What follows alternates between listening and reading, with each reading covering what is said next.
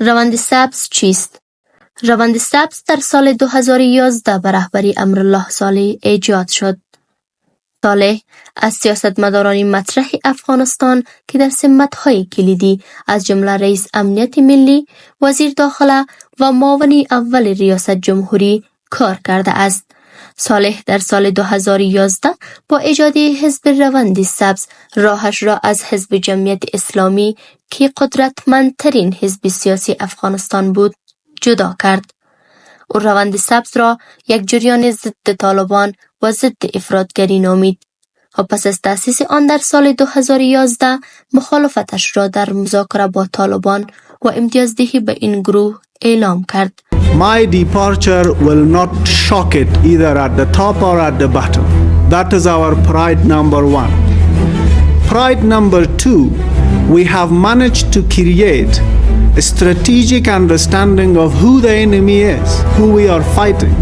And our contribution to the creation of that strategic analysis has been massive and significant. طالبان بارها امرالله صالح و افراد وی را هدف حمله قرار دادند.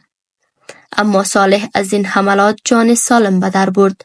به طور مثال در مرداد 1389 هجری خورشیدی گروهی از مهاجمان انتحاری طالبان به دفتر روند سبز در کابل حمله کردند و امرالله صالح که در زمان این حمله بر دفترش حضور داشت زخم برداشت.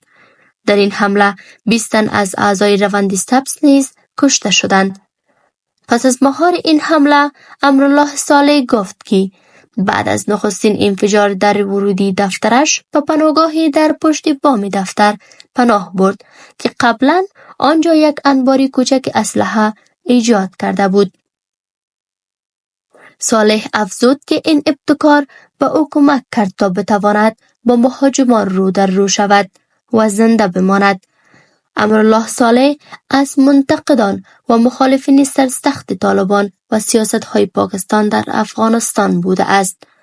و پس از فروپاشی حکومت افغانستان در آگوست سال 2021 میلادی به پنجشیر رفت و یکی از چهره‌های کلیدی جبهه مقاومت ملی به رهبری احمدی مسعود بود.